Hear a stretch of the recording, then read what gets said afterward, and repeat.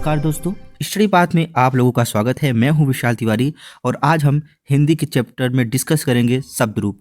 अगर आप पहली बार इस वीडियो को देख रहे हैं तो हमारे जो 2 वीडियो हैं वो आप इस प्ले लिस्ट में, हिंदी के प्ले लिस्ट में जाकर देख सकते हैं। तो चलिए शुरू करते हैं शब्द रूप। पहला प्रश्न है कि खाना वाना में कौन सा निरर्थक शब्द होता है? तो इसका सही उत्तर होगा वाना। जो खाना शब्द पहला वर्ड होता है वो तो सार्थक होता है, लेकिन उसके बाद वाला शब्द वो निरर्थक होता है, उसका कोई भी अर्थ नहीं होता है। अगले क्वेश्चन को देखते हैं। अगला क्वेश्चन है सार्थक शब्द को पहचानिए। कौन सा शब्द सार्थक शब्द है?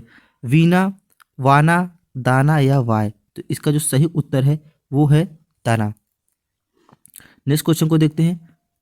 अगला क्वेश्चन है उत्पत्ति की दृष्टि से शब्दों को कितने रूपों में जानते हैं? अगर उत्पत्ति की दृष्टि से बात करें तो उत्पत्ति की दृष्टि से शब्दों के जो रूप है वो टोटल 4 हैं। तद्भव, तत्सम, देशज और विदेशज।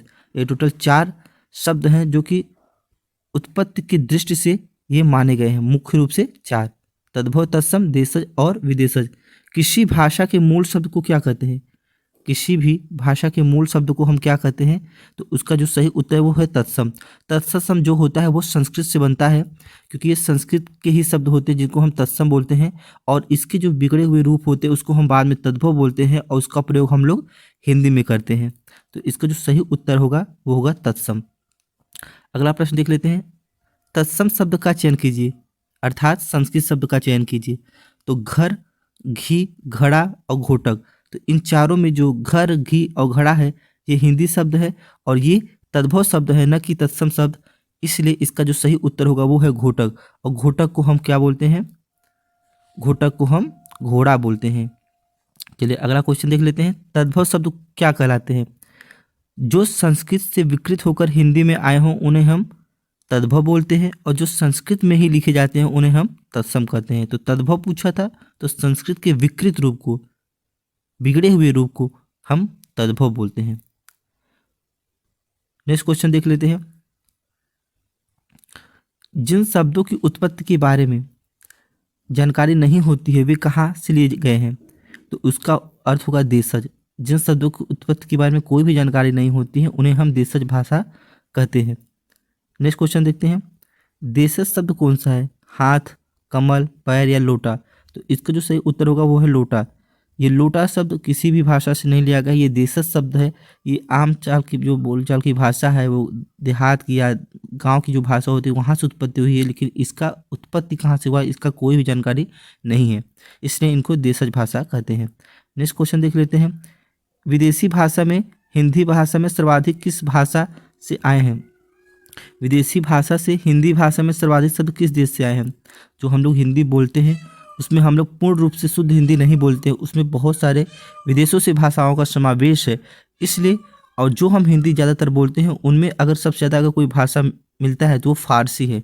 फारसी हिंदी भाषा में सबसे अधिक प्रयोग किए जाते हैं। नेक्स्ट क्वेश्चन देख लेते हैं। आराम शब्द किस विदेशी भाषा से आया है?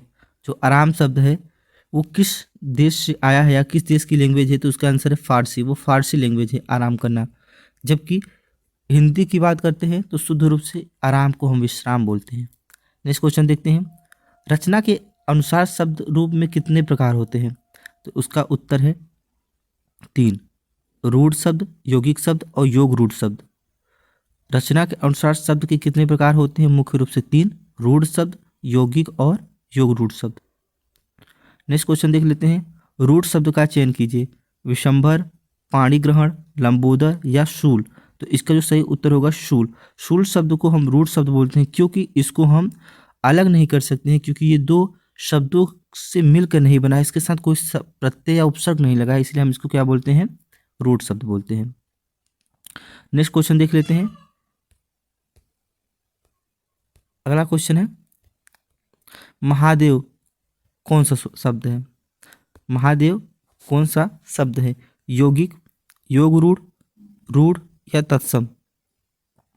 यौगिक, तत्सम, रूढ़ या योग रूढ़? तो इसका जो सही उत्तर है वो है यौगिक। महादेव एक यौगिक शब्द है। ये 2 शब्दों से मिलकर बना है, महा प्लस देव। नेक्स्ट क्वेश्चन को देख लेते हैं। अम्बुज किस शब्द रूप का प्रकार है? तो अम्बुज जो है वो योग रूढ़ शब्द है, ये भी दो शब्दों से मिलकर बना है। नेक्स्ट क्वेश्चन को देख लेते हैं। अगला क्वेश्चन है, घुड़दौड़ में कौन सा शब्द प्रकार है?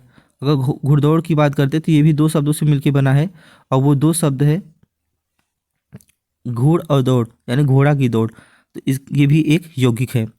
दीवार किस भाषा का शब्द है? अगर हम दीवार की बात करते हैं तो ये हिंदी भाषा नहीं है, ये फारसी लैंग्वेज है। दीवार भी एक फारसी लैंग्वेज है, फारसी भाषा है। इनाम किस भाषा का शब्द है? तो इनाम एक अरबी भाषा है। तो घुड़दौड़ एक यौगिक है, दीवार फारसी भाषा है, इनाम भी एक अरबी भाषा है। नेक्स्ट क्वेश्चन को देख लेते हैं। जो हम आल्पिन बोलते हैं, आल्पिन वो किस देश की भाषा है?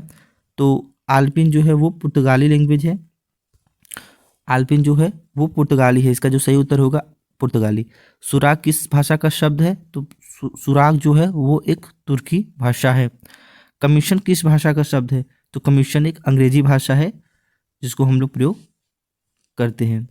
तो इस प्रकार से जितने भी शब्द हम लोग बोलते हैं वो कहीं ना कहीं किसी अन्य देशों से आए हुए रहते हैं, और उनका प्रयोग हम लोग अपने रियल लाइफ में करते हैं। और हमारे हिंदी में तो सभी भाषाओं का समावेश तो है ही। अगला प्रश्न देखते हैं, कौन सा शब्द अंग्रेजी भाषा से बना है? मालूम, इस्तीफा, कप्तान या मुंसिफ? तो इसका जो रियल आंसर है वो है कप्तान, वो कैप्टन से बना है, कप्तान। चाबी किस भाषा का शब्द है? तो ये पुर्तगाली है, चाबी जिसको हम की बोलते हैं। इसी प्रकार से नहर किस भाषा का शब्द है? तो ये भी अरबी भाषा है, जिसको हम लोग नहर बोलते हैं, ये अरबी लैंग्वेज है। नेक्स्ट क्वेश्चन देखते हैं, कौन सा शब्द तत्सम है अर्थात संस्कृत में है? आम्र, हाथी, कुआं या घर? तो इसका राइट आंसर होगा आम्र। आम्र को हम आम बोलते हैं। तो इस प्रकार से हम बहुत सारे तद्भव, तत्सम, देशज, विदेशज जितने भी लैंग्वेज थे हम लोगों ने पढ़ा। अब नेक्स्ट क्वेश्चन को देख लेते हैं। नेक्स्ट क्वेश्चन है, निम्नलिखित में कौन सा शब्द तद्भव है? तो इसमें मानुष, ज्वलन, यंत्र और यदा, इन सभी में मानुष जो शब्द है वो एक तद्भव है। मनुष्य इसका संस्कृत शब्द होता है जिसे हम तत्सम बोलते हैं। नेक्स्ट क्वेश्चन को देखते हैं, शब्द शब्द का सही तत्सम क्या होगा? शब्द, तो इसका जो राइट आंसर है वो है शब्द। शब्द एक अशुद्ध शब्द है, इसको हम तद्भव में प्रयोग करते हैं, लेकिन शब्द इसका सही रूप है वो तत्सम में प्रयोग होता है। नेक्स्ट क्वेश्चन को देखते हैं, अपाहज शब्द का तत्सम क्या होगा? तो उसका होगा अपाद हस्त। अपाद हस्त अपाहज शब्द का तत्सम है, और उत्पदेत उपजना का तथा अनुत का अनूठा तत्सम होता है। इतवार का तत्सम क्या होगा?